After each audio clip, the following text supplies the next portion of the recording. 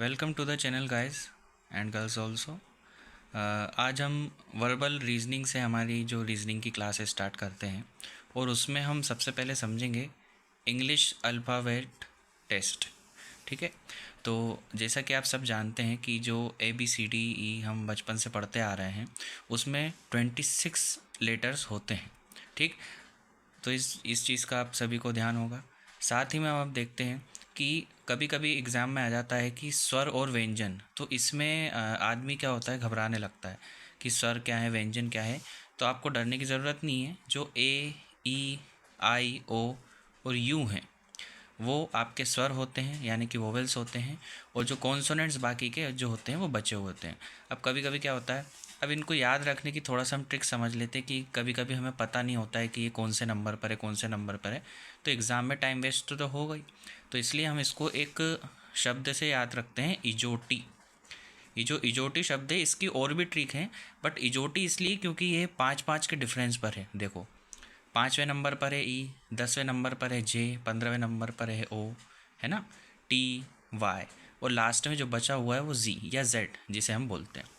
अब आपने ये चीज़ देखी होगी कि एग्ज़ाम में कभी कोई क्वेश्चन बन जाता है कि सीधे क्रम में प्रथम अर्धांश एवं द्वितीय अर्धांश। अर्धांश मतलब होता है आधा होना, है ना। तो हम 26 का आधा करेंगे तो कितना होगा, 13, और 13वें नंबर पे कौन सा है, M है। तो प्रथम अर्धांश को कितना हो गया, A से लेकर M तक, और द्वितीय अर्धांश कैसा हो गया, N से लेकर Z तक।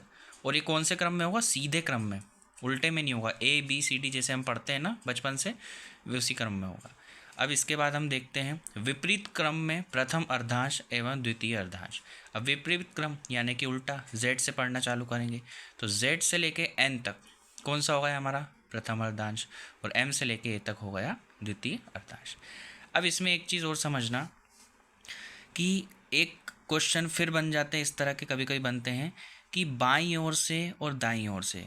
तो समझ लीजिए कि ये जो हैं वो आप हैं, तो इसमें बोला जाता है कि आपके बाईं ओर से या आपके दाईं ओर से, है ना। तो ये आपका कौन सा हो गया, बाईं ओर, लेफ्ट हैंड वाला हो गया बाईं ओर, है ना। अब आप बाईं ओर में के पे भी खड़े रह सकते हो, एम पे भी खड़े रह सकते हो, एन पे भी खड़े रह सकते हो, या जेड पे भी खड़े रह सकते हो, है ना। या फिर दाईं ओर से बोला जाए तो आप दाईं ओर कौन सा हो गया, आपके राइट हैंड वाला, है ना। अब इसमें आप टी पर भी खड़े रह सकते हो। अभी तो जैसे मैंने आपको यहाँ पे तो एक एग्जाम्पल के लिए बीच में खड़ा कर दिया, एकदम एम पे और एन के बीच में, यानी कि ये आधांश है, आधा हिस्सा है इसलिए।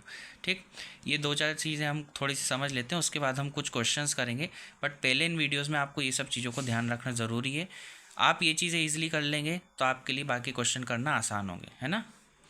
तो बेसिक से करेंगे तो ज़्यादा बेटर होगा। अब हम देखते हैं विपरीत अक्षरों को याद रखने का तरीका। एग्ज़ाम में ये भी आ जाता है कि ए के विपरीत कौन सा है, बी के विपरीत कौन सा है ना।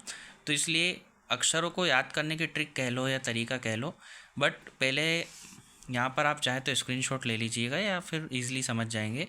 AZBY बाय CXDWEVFUGTHS, इस तरह से बाकी के हैं। तो इनको हमने एक सेंटेंस में बना दिया है कि ए और जेड को जैसे जेड ए में कर लेते तो जा या फिर जा, अगर अपन समझे तो इंग्लिश में गो, BY द्वारा, CX एक तरह से 6 की तरह, जो कि हमारे नंबर का है 6 है, उसकी तरह सुनने में आता है तो 6, DW ड्यू, माउंटेन ड्यू, डर के आगे जीत है, एंड इवनिंग शाम, FU फुल, GT रोड, है ना। फिर higher secondary, Indian railway, jack और क्वीन ताश के पत्ते, केविन पीटरसन KP खिलाड़ी हैं ये, है ना। LOV लव, जैसा कि आप सभी जानते हैं, हमारी एज में आपकी एज में सभी ने कभी ना कभी लव किया ही होगा, और MAN मैन। ठीक, तो आप पहले मेरे हिसाब से इन सभी चीज़ों को अच्छे से याद कर लीजिए या समझ लीजिए, ताकि हमारे जो वर्बल रीजनिंग के क्वेश्चन हैं उनको करने में हमें आसानी हो। ठीक है, अगली क्लास में फिर मिलेंगे क्वेश्चंस के साथ। Thank you.